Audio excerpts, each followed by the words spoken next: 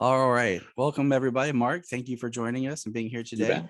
Sure. It's a pleasure to get the chance to talk to you again. Like I was thinking, like it's been 6 years. Been a while. Because I think it was right when my son was born. So it was like he was either 5, or I mean, it's either been 5 or 6 years. So it's been a while. How old he is now. That's the important thing. So he's 6 now. So I'm like, I'm working backwards, like, yeah. But yeah, we want to thank you for coming to talk with us. This is James with the red hat and Kelly up top. Hello. Hello, hello. And so, well, first of all, we want to thank you. 25-year anniversary for Kingdom Come. Oh, that's true. Actually, that is this year, isn't it? Yeah, we just did what we did is we reviewed each book separately, each big chapter. We just finished that up last month, and it was on our slate to review without even thinking about, hey, it's the anniversary. It just kind of happened to. I didn't send any cards or anything. I didn't, so You should have been getting the cards. And getting the cards. It's People are slacking. They should be giving you the cards. I'll send you like a Facebook card. I don't know. Yeah. All right. There we go. I'm slacking. Happy 25th anniversary, Mark, for Kingdom Come. And I have to say, so I do a comic review show, and I keep it's Back Issue Book Club, and I keep picking up back issues off my shelf that I love, and I'm like, man, it's Mark Waid again. It's turning into the Mark Waid show. So I keep reviewing your books, and they're all great. And recently, when the Black Widow movie came out, I did like 3 weeks of Black Widow reviews to celebrate, and I bought a bunch of Black Widow trades, and 2 of the trades I bought were stinkers. Mm-hmm. I'm not gonna name the writers. That's that kind. But I was like, man, I can't review these because I'm not gonna just tear a book apart. So I picked up your book, and I'm like, okay, if Mark Waid lets me down, I'm gonna have to give up on Black Widow for a bit. But I loved your Black Widow run. Thank very you. much. Although most of the credit to that goes to Chris Sonmi, because he not only was he an amazing artist to work with, but he was plotting the thing as we went, and we would talk about the plots and flesh them out. I would dialogue them, but a lot of that stuff came from his brain. So God bless him. Well, you two worked well together, and that is one of my favorite takes on Black Widow since the very first trade I read was the 70s one that was put together by Ralph Macchio, which is pretty good too. But thank you for not letting me down. You're quite welcome. So sorry, I'm taking over, guys. Oh, we're here to talk about fangirling. Oh, hey, I get it. So today, getting ready to talk, I was reviewing. I was like, I want to reread some things, and I was like, I want to reread your Archies. And I pulled out and I was reading the Archies because I had read it when it came out. And the thing that, as I'm reading this, and my wife's kind of around, and she's like, I'm laughing, and she's like, what? I'm like, Mark Waid in his Archie has written the teenage version of my son Solomon. Okay. So much of how Solomon is about, he's a smart guy, but he's like a little off, like he's a little goofy, he's a little clumsy. I'm like, this Archie is him. I'm sitting there reading this like, oh my gosh, I'm like, I'm gonna hold this up when he gets to be in high school, like, yep, there he goes. Yeah. Especially the part where like he's walking through the construction zone and everyone's spending more time trying to protect Archie than they are doing their job. I'm like, that's Solomon. I said throughout my entire run, if at some point during an issue Archie doesn't get a bucket of paint stuck on his head, it's not an Archie story. So I wanted to ask, I read the back of it, and I loved your quote in the back where you talked about taking established all age characters and updating them. And I'm paraphrasing because I don't have the book in front of me right now, but like where you state like updating doesn't mean, Betty has a failed pregnancy test or and meth lab, right? Yeah, you don't need that. Yeah. And I was like, thank you. And I'm like, I'm sort of telling my wife like this. This is an example of where I go crazy with the way some of these characters get interpreted and made modern is there's like, they have to be dark and edgy. Right. And I'm like, I don't need Jughead brooding. I just like the man eating burgers. Right. You don't need that. What you need is for them to just feel more relevant and more real, but that doesn't make them darker necessarily. I mean, not every kid in school has a goddamn heroin problem. It's, they don't all deal with unwanted pregnancies. It's okay that these kids are not dark, and it would be wrong to impose that on them. That's not what they're designed for. That's not what they were created for. And you can, you can do the occasional, like Afterlife with Archie or something like that as a sort of an off-brand thing. But if you're doing the main book, it would be wrong of you to stray that far from the creative vision that was originally there. So did you feel like a lot of pressure or anything like with the idea, or were you like more excited about, I have an idea, I have this concept for Archie, or is it just kind of like, okay, what can I do? I had nothing when they called. I mean, they called me and said, we want you to take over Archie. I'm like, I'm like 50 years old, right? And it's okay, they said. And they said, Fiona Staples would be doing the first few issues, and I'm totally in on Fiona. So love it. Love the art. So then I just sat down and I just started writing, not a story, but I just started writing about Archie and about the characters and just sort of everything I could think of about them. And as I was doing that, and I do this with every assignment I take on, I just start just throwing stuff on the page, like a letter to myself about what these characters are and who they are and how they relate to each other. And as I did this, they all just very slowly became alive to me. And I still didn't have a story per se, but I knew I had good character dynamics between them. And I knew that they felt much more real to me than they had in the past, that they felt like they could have real personalities. And one of the things they were really good about at Archie was giving me the latitude to make sure that they're not all nice and sweet all the time, because nobody is. And right. Teenagers certainly aren't. And it's and it's okay to have somebody in the story be an asshole for one chapter, if as long as we basically like them, because everybody has off days and everybody has days that create problems for other people. It's true. I do. So yeah. And I just want to throw this out there because I'm sitting here and I just kind of correlated this in my brain because it's been a long day. My son's middle name is Archer, and so like a nickname could be Archie, and then I just said what I said. So now I'm just like, Now just got to draw a tic-tac-toe board on the side of it. You get it. It's all set. Great. I'm thinking harder now on this. Now I'm getting a little worried. Like, All right. Why don't we throw the questions to somebody else for a minute then, while you cogitate? Scaring me. This is happening.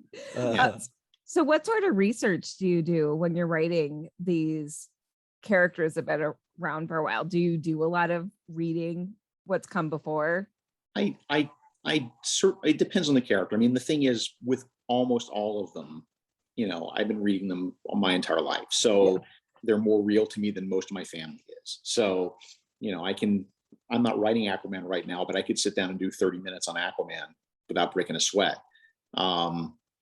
So it's not so much, with more current characters, more recent characters, I go back and I read and I take notes and I see what's been done.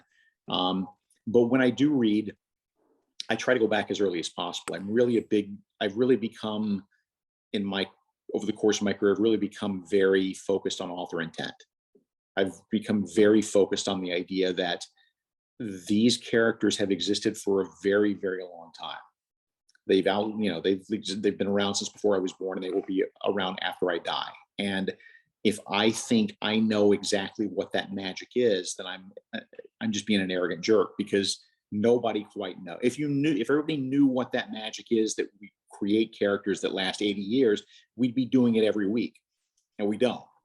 There's some X factor to.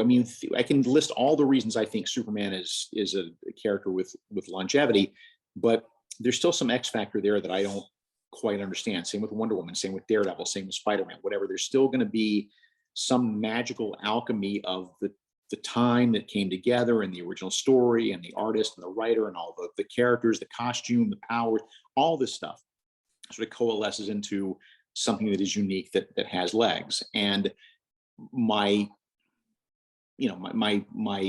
goal when I take on these characters is to try to get back to that without reversing the clock, without turning things back or saying this didn't happen or that didn't happen, but just getting back to that feeling. If I were taking over Spider-Man, I wouldn't put him back in high school, but I would still try to conjure up the same basic feelings that Spider-Man gave me, or Spider-Man gave readers in 1962, which is basically, because if you look at what Spider-Man is about youth versus age. That's what it's about. If you look at the first dozen Spider-Man stories, I mean, he's fighting, scientists. He's fighting the Vulture. The Vulture's 102. They're really there's a lens with which you can look at Spider-Man and go, it's all about age versus youth. And that's just an example of something I would try to pull from. So I like that. Yeah. So recently, you wrote the short story, The Man of Tomorrow, for the Death Metal collection. Yeah. How did that come to be? That was a great story. Like you're welcome. I made my wife read it because I told her, I said, you can tell he understands the character because look how perfectly he does a Superman story in a short period of time. I mean, it was the recipe was handed to me, right? It was last day on Earth. Superman thinks this is the end of it. He's got one last day. What's he going to do? And it didn't feel right to me that he would spend all his time with his family, because the thing about Superman is that he's selfless. The thing about Superman is that he will always put other people's needs ahead of himself. And he's not just going to go watch a movie with Lois if there's panic in the streets and people are dying and horrible things are happening. So, but he also doesn't believe, a lot of the characters in that story believe that not only are they going off to die, but this is probably the end of all time. And Superman won't accept that. I mean, Superman can't accept that this is the end of everything. He wants to believe that there's something on the other side of this. And so that's what he's doing throughout the story, is doing things that are deliberately designed to demonstrate to people that he believes there is a tomorrow. He's building schools, removing trash from the ocean, whatever else he's doing to give people hope and to give people, I mean, again, that's what he does. So with that in mind, then I was thinking, okay, what does he do? Does he split into 6 people? Does he go Superman Red, Superman Blue? What does he do to maximize his time in this hour that he's got left? And the idea occurred to me of giving him a device that allowed him just to go loop back and forth through time, just jump back an hour, jump back another hour. At the end of the hour, he jumps back another hour, so that there's an impossible number of Supermen around the world at the same time doing things, which seemed to be something impossible. And that's, if you're writing a Superman story and you're not having him do something impossible, then you're also screwing it up, because that's what he was built to do. That's what he was designed to do by 2 17-year-old kids in Cleveland, is do impossible things that we can't do. So that's where that story came from. It was just, what would Superman do with an hour of his time, thinking it was the last hour? And he would be spreading hope as fast as he possibly can, and he would look for any way to do it. Yeah, my favorite part is, I was pulling up, is right here where it just says they need more hope. Thank you. They need hope. And Francis Menopole did a great job with that. Yes, he did. Yeah, that was my favorite story in that book. Thanks. It was. They don't let you, by the way, James, they don't let you talk. So. I mean, they both are good. They got a lot of questions. They unfortunately for me, they've been able to consume a lot more of your work. Gotcha. So what I've read of yours, Kingdom Come and Superman Birthright, I mean, they're some of my favorite books. So absolutely. I am interested in, because you haven't written for DC since like 2008 until recently, especially a book, and you've got the new Superman book coming out next year for the Black Label.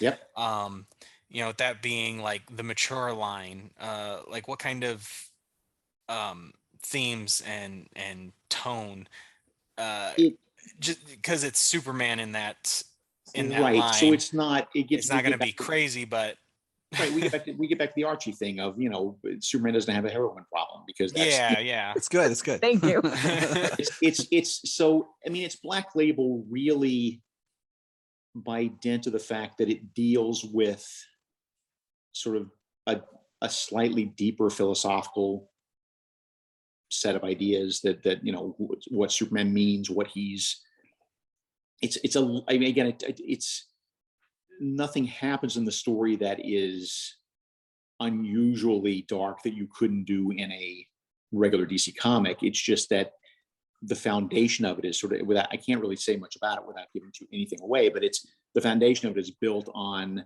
some very fundamental questions about life and death, and you know, our obligation to other people and so forth. And it's a little more sophisticated than you would normally tackle in the DC comics. That's kind of what makes it a Black Label book. Ooh. Is it exciting that the story that you're bringing with that is outside of canon? You know, that you're not tied to anything. In your personal headcanon, do you see this as your Superman from Birthright? Like it's the same character? Yeah, it's totally a sequel to Birthright. Yes, which came as a surprise to Brian Hitch after he drawn the first issue, because it's not, we're not billing it as such. It's not obvious, but it's that Luthor, it's that Superman, that's their relationship as kids is also a big part of this story. Ooh.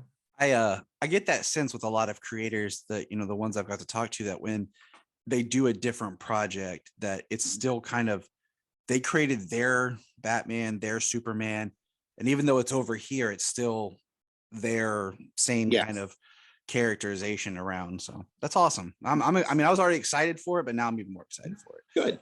I mean, I have a very concrete idea of who Superman is, and I could see myself like doing different kinds of Batman stories or different takes on Batman or whatever. But with Superman, he's just so firmly concretized in my head that I don't know that I could do a different quote unquote take on him, other than the one that I feel most comfortable with, which is out of current canon. And there's nothing wrong with it. I mean, again, I think, you know, Jonathan's a great character. I think that there's a lot of cool stuff that has happened in the Superman comics, especially in the last few years. And I'm not taking away from that. It's just that it doesn't feel like something that I have any real passion for. Mm-hmm. I appreciate it on a technical level. I think it's very cool that those characters exist and that there's changes that happen to the mythos, and they clearly mean a lot to other people. I would never undo the marriage, because by now, you know, most of the people reading Superman comics, they started reading them after Lois and Superman were married. So that's what they know. So why would you go tear that down? So, but that said, DC then is very nice and very good about saying, okay, well, you know, we want you to do Superman, but you're not comfortable with the current status quo. Let's put you over here. Let's give you a little corner where you can sort of give us your take on Superman. And it can be, you know, it doesn't have to feel old fashioned or silver agey. It's just not with the changes that I think are probably awesome, but don't feel right to me. Am I making any sense? Yeah. Oh no, you totally are. Hard not to criticize the choices that have been made. It's just that this is, you know, everybody's passionate about something, and you know, doesn't mean just because, you know, you're passionate about the Cleveland Guardians doesn't mean you're necessarily passionate about the Mets. You know, absolutely. I mean, yeah, I think most of us, probably all of us here, are good with seeing like your version over here and somebody else's version here, and the canon version here. We're okay with seeing all those different versions going on at the same time. Yeah, he's a big character. You can do so many things with him. So why not?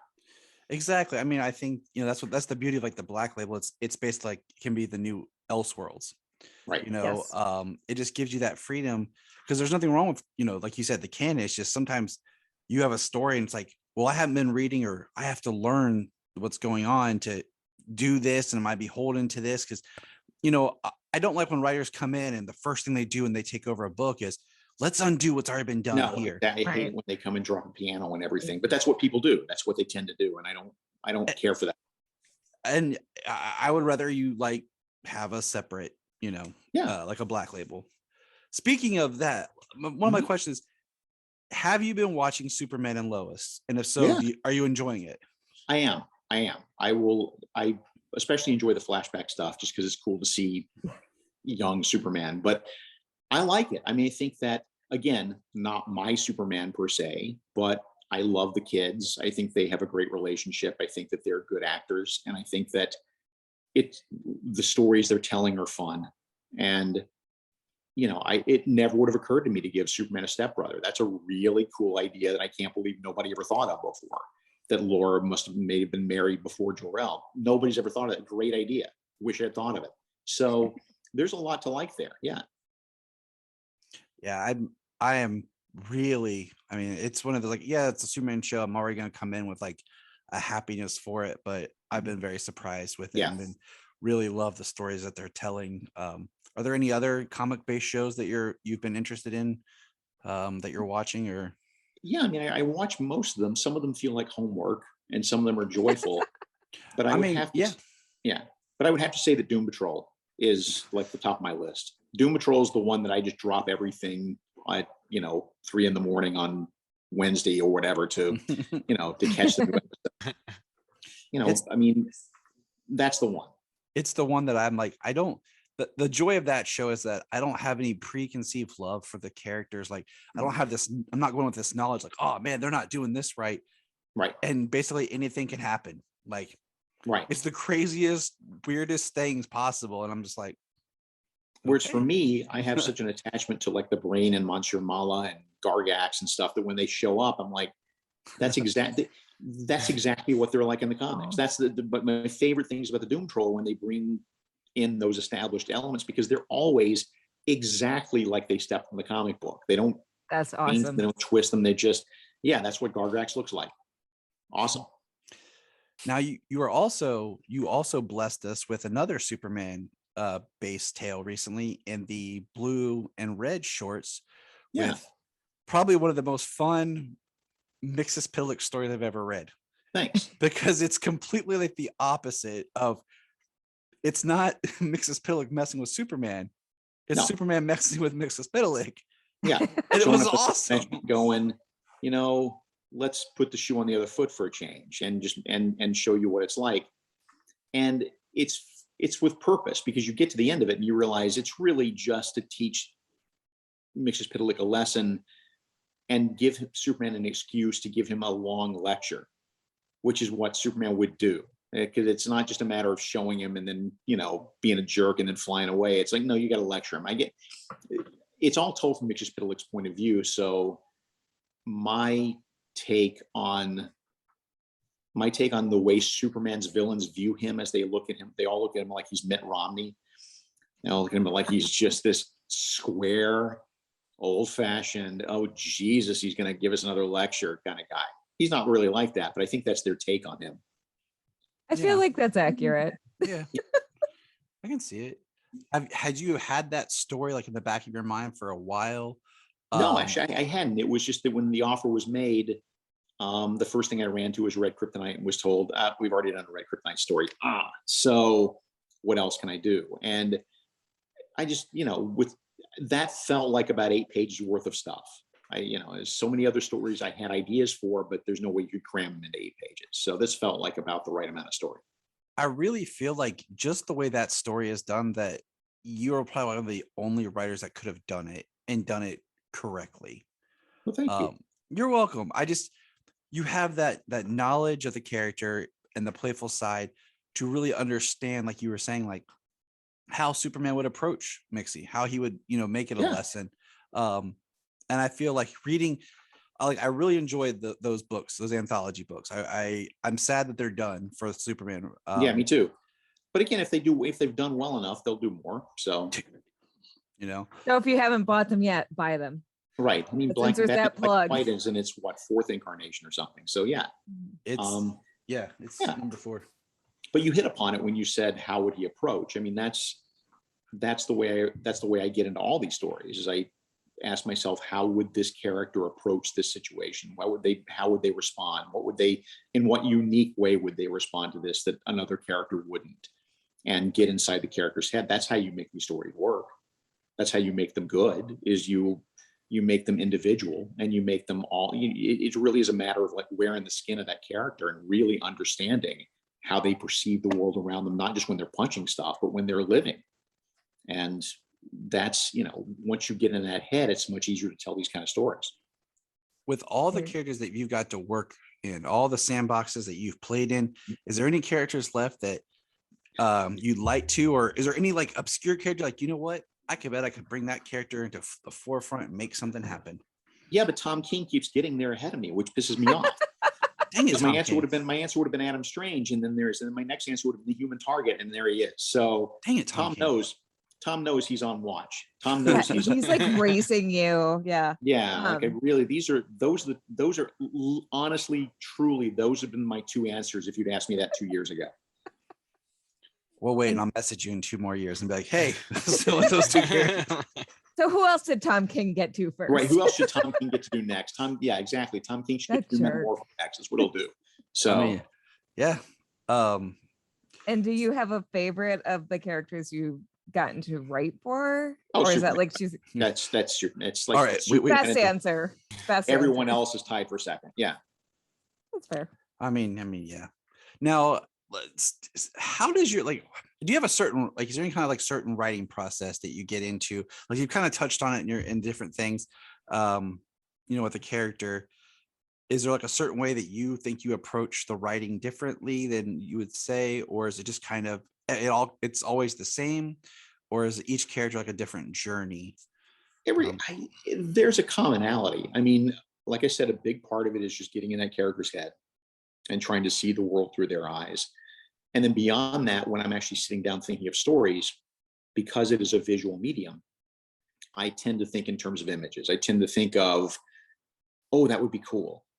Oh, that would be a cool thing to see.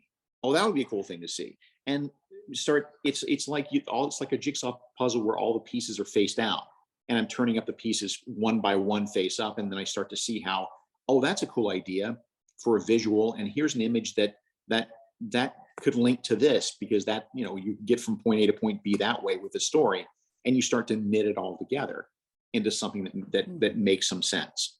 But you need a strong beginning. I can't do anything unless I know the first page. I don't have the slightest idea how to proceed unless I know how a story starts, because how a story starts dictates the tone, dictates the approach, dictates everything to me. So I can have a lot of good ideas, but until I know how that story starts, unless I know what's on page 1, I get stuck. Okay, so you never like one of those people that has like, I have the ending. How do I get to this ending? Is it more? I do, but I can't touch the ending until I figure out how. I can't even really. I know the next thing I have to write for DC by the end of next week, and I know what the ending is, but I'm stuck because I don't know how it starts yet. It'll come. Oh. It'll come. I got days. Okay, I like that. So here's something a little bit different of a question that I've kind of been just as a fan with reading and rolling, and you being, and I use this term like not lightly, but specifically a legendary writer and lover of Superman. Mm-hmm. How much Kryptonian technologies do you think Superman should actually have at his disposal? I'm fine with him. I'm fine with him having whatever the story dictates. I'm fine with that. I think that Superman would have been a scientist on Krypton if the planet had not exploded. I think he would have followed in his dad's footsteps. He would have been a scientist. And I have no issue. I mean, again, as long as you're not giving him things that make storytelling impossible because you're taking away all the danger, or you're making it too easy for him. Like, I think it's cool that he's got the Phantom Zone projector. I think it's cool that he's got the Fortress. I think it's cool that he's got the Bottle City of Kandor. All that stuff is neat. And if you really need some Kryptonian technology, you can always just go to the Bottle City of Kandor and pull some stuff out. Okay. Why? I'm just curious. Why do you ask? What's your take on this? Well, I kind of been rolling, like, and I've had discussions with, like, in a recent episode of Supergirl, they had Zor-El on there, and he was trying to clean up the oceans and all this, and I just got thinking, like, the more tech of Krypton Superman has, I'm like, is it moral or immoral that he's not using to help benefit like the planet? And then it gets into that, in the movie, and then they pull it sometimes for the shows about interacting with human history and what that exactly means. And then, just thinking like, if the character, like, where do I like him to be? Well, if it puts your mind at ease, I think one of the things that's going through Superman's head is, yes, there is all kind of Kryptonian technology I could pull out to try to maybe change the planet. But look how well that worked out last time. I I always Nice. liked, in the animated film Superman Doomsday, where he's you see him actually trying to cure cancer, and he states Yeah. like, I can do all this, but I cannot figure this out. And I just Right. like the idea that he's trying, he's failing, but he's trying, and it's just this, I have advanced resources and I'm trying to Right. It's hard to tell those stories, though. It's really hard to tell those stories because by nature of the way the world works, he can't solve that problem because it cheapens the real world if he does. exactly. But that said, I don't like Superman stories where he fails. I don't like Superman stories where he does not do the impossible. It is not a documentary. It is not, doesn't have to be based on fact. He is built to do impossible things. So if you're putting Superman in a situation where he fails, yeah, every once in a while you can get a good story out of that, but it rubs me the wrong way because you can do that with Spider-Man, you can do that with Batman, you can do that with Iron Man, but it doesn't feel right to do it with Superman because Superman always finds a way to make the impossible happen, no matter what. Gold standard. It's Yeah. like Agree. it's the gold standard that everyone is working towards. Right. So if you have him choose between whether or not to snap a guy's neck or not, the answer is he doesn't snap the neck. Thank you. Just pulling that example completely out of thin air, but yes. And I feel like as a writer, you shouldn't write him into a corner where he has to. This is what I'm saying is that people write him into corners like this and they go, well, he has to make a choice. No, it's not a documentary. You put him in that position. It's not, the story didn't just magically happen. Yes. You deliberately put him in a no-win situation. So he's got a Kobayashi Maru, that thing. Look at that. Changed up the fandom. So Superman is not built, and I mean this from the bottom of my heart, Superman is not built to face the Kobayashi Maru. Yeah. That is not what Siegel and Schuster sat down to create. They created, the first time you see Superman, he's doing something impossible. He's lifting a car over his head and smashing into a cliff. Superman does impossible things. I like that.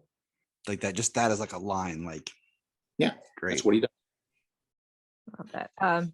So I have a kind of fun question. Okay, so I love JLA Year One. I really do. And so if you could just choose a lineup for Justice League, just your fantasy lineup, which characters would you choose? That's a good one. I mean, it's hard to do it with the original 7 because they're so powerful and it's hard to come up with menaces that big, but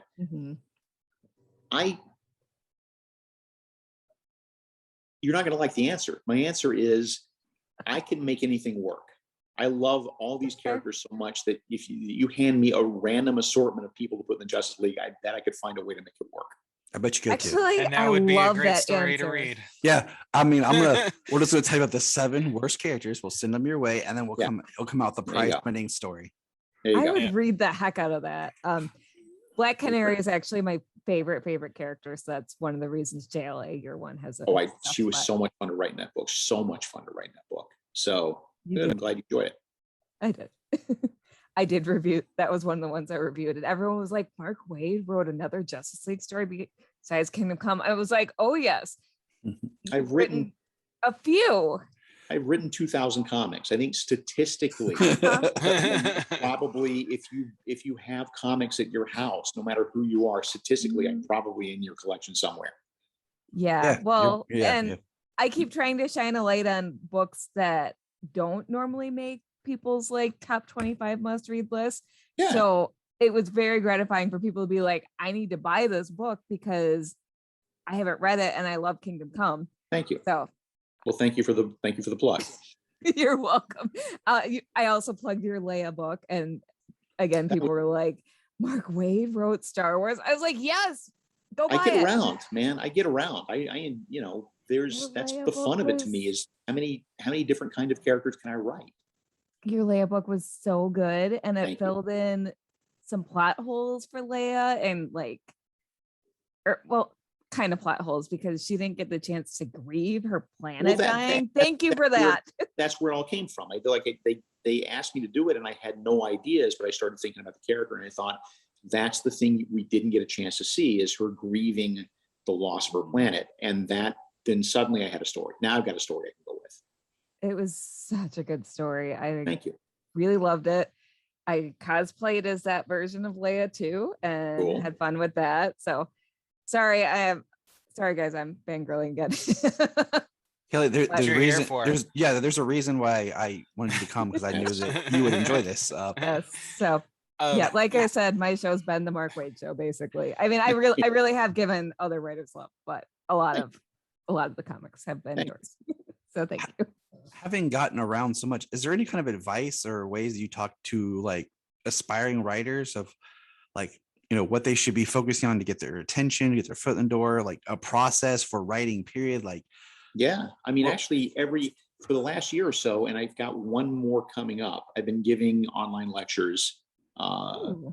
And if you go to talenttalk.com, you'll see a link. And every month I do like an hour long, here's your super intense, like fire hose of information about how to write comics, how to pitch comics, how to, what you need to remember as a writer. And I've got a whole like 45, 50-minute spiel all set.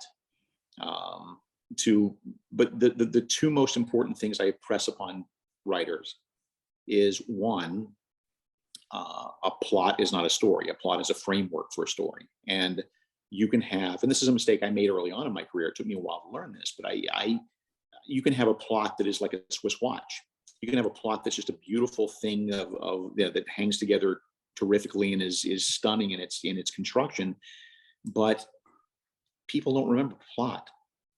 We've all seen James Bond movies. I defy you to tell me the plot of any James Bond movie. You don't. You can't, because that's not what you remember. What you remember is the car chases, that action sequence, the action scenes, the love scenes, the moments when your blood is up, right? The moment when you're engaged and you're emotionally excited. That's what people remember. Everybody remembers Spider-Man lifting the giant machine off his back in that Ditko story, but nobody remembers why he was there or what he did right after that. That's the part you remember.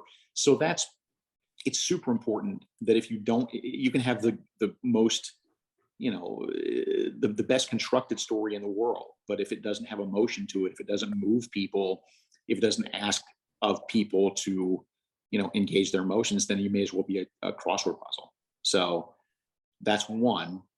The other piece of free advice I will give you and to other writers is that every scene in your story has to be connected by one of three words, okay?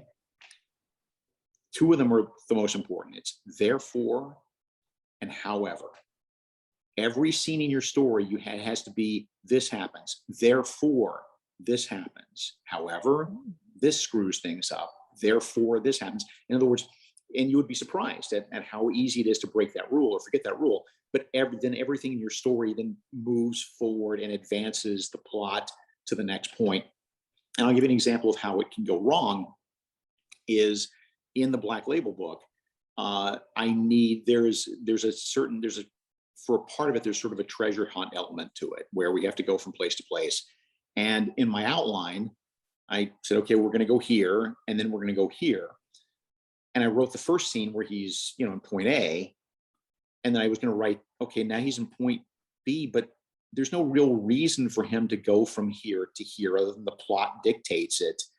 There's no natural outgrowth, but I can see a way where he would go from point A to point D, which is further down on my list. That makes more sense. So you switch the scenes around, right? So suddenly there's an organic flow to it. Now everything leads to the next thing. So it's therefore or however, and if your scene doesn't fit either of those, then it doesn't belong and something's wrong. The third word is meanwhile, which is the exception. It's kind of like, A-I-O-U, and then Y is the sometimes vowel. Meanwhile is the sometimes word. It's not as important as the other two. But if you do a meanwhile, then you got a subplot going. That still has to follow the therefore, however rule. Does all make sense? Yeah, totally. Oh yeah, absolutely. Yeah. Yes. And it is, and as I've proven by my Black Label example, it is very easy for even seasoned writers to forget that rule. I can see that where you just, you mentioned outline. Do you outline everything before scripting, or do you script, No. or is it just whatever? It just happens. with this one, I outlined it pretty heavily because I knew I wanted, I knew I wanted to get a lot of ideas down and make sure they made sense within the context of everything. But a lot of times I will just sit down with some vague ideas of where I want to go and just type page 1, panel 1 and go.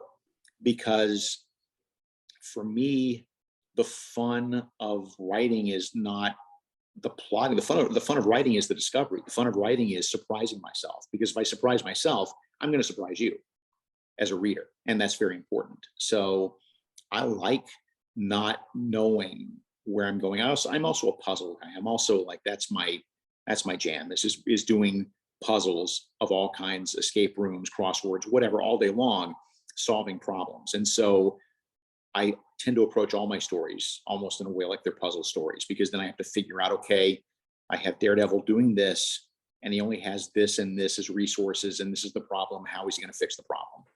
And it's hard work, but that's the fun of it for me. So if I outline too heavily, then when I start writing, it's like I've been here, and so it's not as spontaneous and it's not as much fun. That's how I write too. Yeah. I mean, So sometimes much better. I feel like it's nice to have an end in sight and know where you're going, but it's like driving from New York to California and throwing the roadmap out. You're going to Los Angeles, but there's a million ways you can go. So just find the one that makes the most sense and is the most fun to drive. yeah. I mean, I know I've worked with like teachers who are like, oh, they want detailed outlines, beat by beat, and like massive webbing. And I'm like, I like have point, and then I just start writing, like you said, and just see how I get there, because sometimes getting there is the fun, because you take your characters and you're moving the story and you're like, oh, I'm here, but man, that was cool where I ended up taking things. So The and trip. like I said, if I surprise myself as a writer, then I'm guaranteed to surprise you as a reader, and we both win. holy cow, Mark Waid wrote that. Wow, Yeah. I didn't see that happening. You didn't see that coming, because I didn't see it coming either. So You mentioned because the characters take over. yeah. They take the wheel. Now I know that we're probably running low on time. I don't want to keep you too I long. got about 10 more minutes. We can Okay. squeak in. You mentioned like things you had learned early on in your career. Is there any story that you'd like to go back and wish that you could redo, like, fix or add to, that maybe you didn't get to kind of tell with the way you feel like you could do now? Not exactly. There is a broken piece in The Return of Barry Allen that nobody's ever caught and no one's ever called me on. But when I look at it, I see something that I wish I had done differently. And I'll tell you if you want to know. I mean, but Yes. I'm so curious now. Yeah, I'm like, so the story, I'm guessing, I'm hoping. yes. And the big reveal that it's Reverse Flash at the end. Yes. But here's the thing. At no time in that story did I set that up in any way, shape, or form. And in going back and looking back at that story, the one thing that keeps it from feeling like a home run to me is that unless you knew who the Reverse Flash was and been reading comics for 20 years, the payoff wasn't fair play. Whereas all I would have needed to do is somewhere in an earlier issue have them walk into the Flash Museum and there's a statue of the Reverse Flash in the background. That's all I would have needed to do. And I regret not doing that. That makes sense. sense. The good news is that when I was writing the Black Label book, I had exactly the same problem, and I realized that it was a problem, and I went back and fixed it. So I learned. I learned. Oh, I have thumbs. I can learn. Yeah. Sorry, I think- talked over you. No, it's I think just as like a writer and like a fan, like sometimes those little details like you just said, like you might not think of, oh, they'll figure it out. They'll be surprised when they see who it is. But then it's so important to remember that not everyone has read 1,000 comic books. Not everyone has read every issue of every comic is somebody's first. And so it's hard. I'm doing a project from Marvel that's not comics. It's not movies. I mean, it's different storytelling. It's not like I'm writing the next Avengers movie. It's not like that. I'm saying, but I'm doing something in a different medium. And it is for people who don't necessarily read the comics. And it is I'm working with other writers, and I have to continually remind them that you know who Dr. Doom is, and I know who he is, but they don't know. And you got to put that information down. You just said that you're writing for another medium. Is there a medium that you wish you had written for that you haven't done yet? Like a novel, television, animated series, preschool book? No, I mean, not really. I mean, I'm good. I think I found my comfort zone. I mean, the thing about writing bigger stuff, TV, movies, animation, whatever, is that first off, it's not as immediate. I mean, when I write, you're going to read in 3 months, 4 months. It's going to be really quick. Whereas if I'm doing a movie, it'll be 2 years. And secondly, if I'm doing a movie or TV show or an animation, a bunch of people get a voice. You get a bunch of notes, and everybody feels like they've got something to say about your story. Whereas when I'm writing, something for editor Tom Brevoort, we've worked together enough where I'm not going to get any notes, not because I'm great, but just because I know how the system works and he knows how I work and he trusts me. And so he might give me a suggestion here or there, but I like, that's a good place to be, is I know my craft well enough where I'm fine with getting notes. I don't mind getting notes, but I'm just saying that if I do get notes when I write comics, I'm getting notes from people that I respect and people who know what I do. Whereas if you're writing, an episode of a TV series, the network is going to give you a bunch of stupid notes like, why isn't there a robot dog in the story?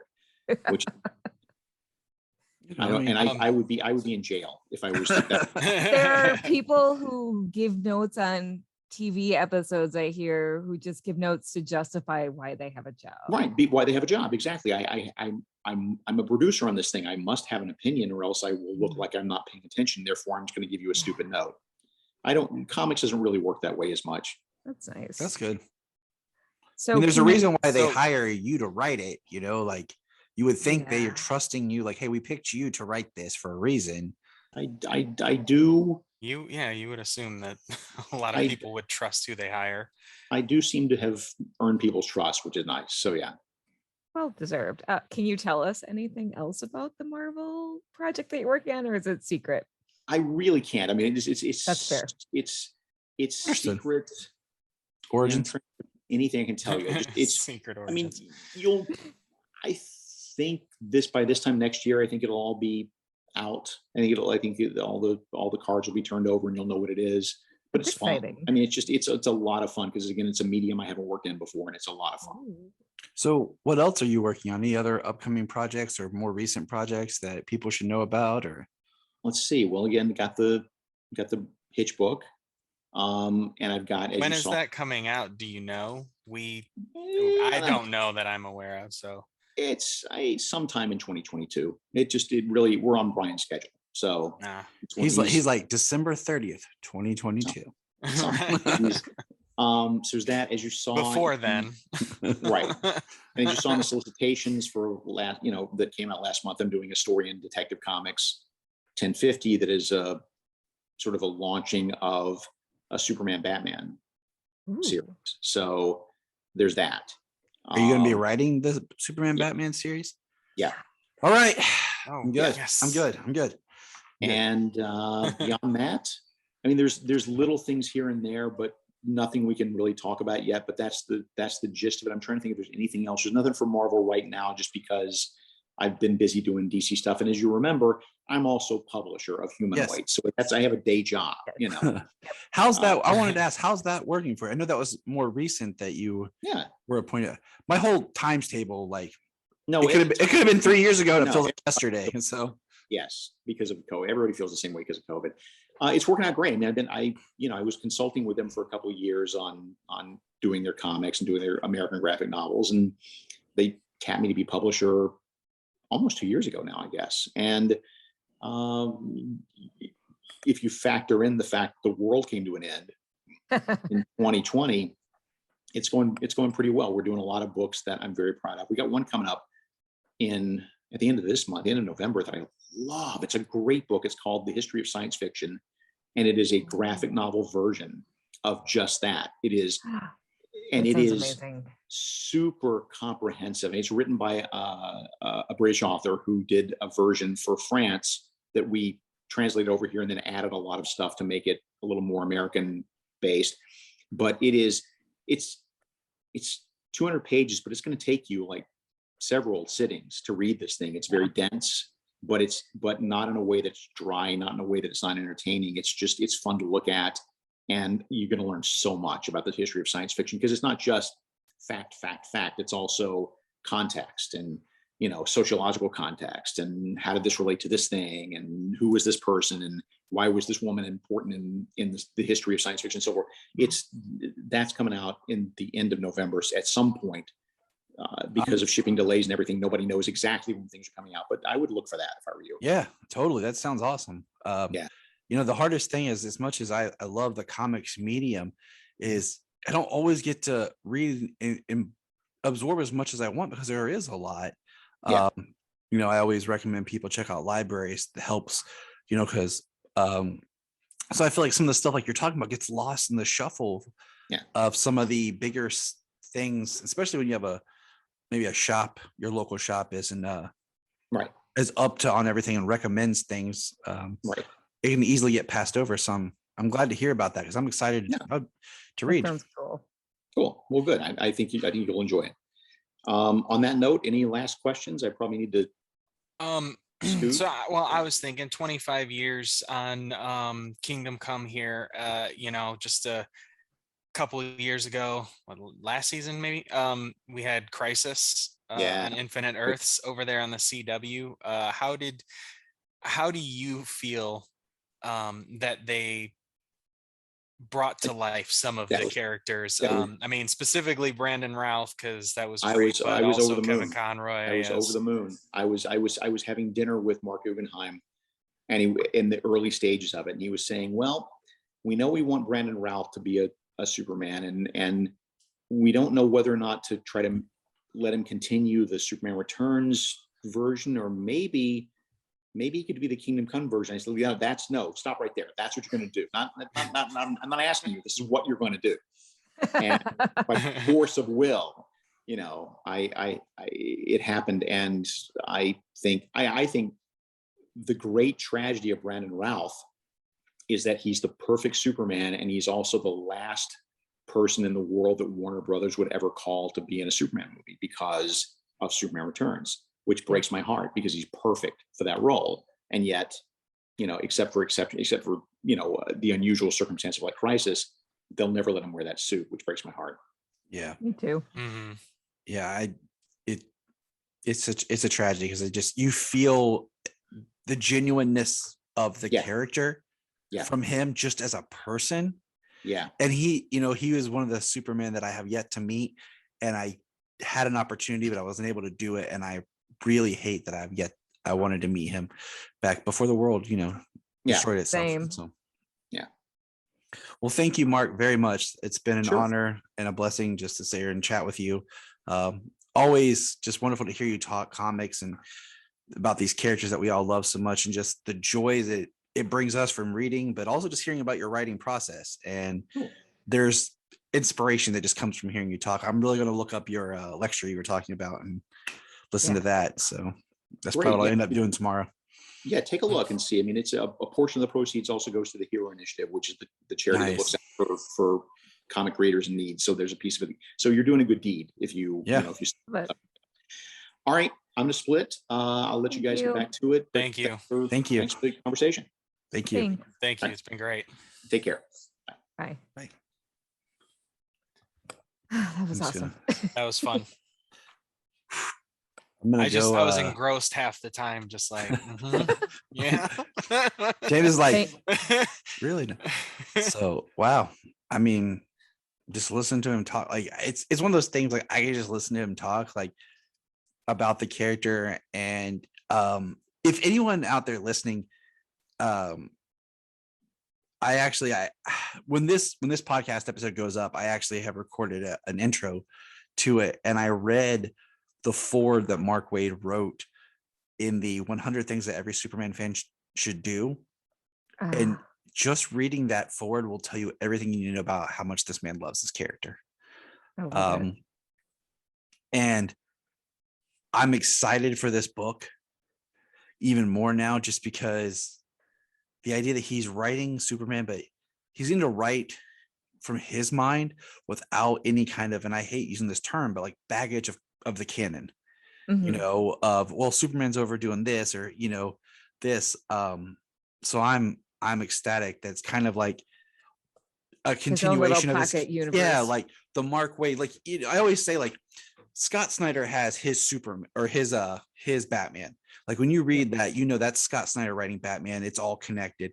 You know, when you look at the drawings of Lee Bermejo, it's always his Batman. He doesn't draw any other Batman unless it's like commissioned, like he did an 89 cover, whatever, but it's his Batman. And this is like reading Mark Waid's Superman, which is my favorite so Superman. Yeah, Birthright's still my favorite origin story.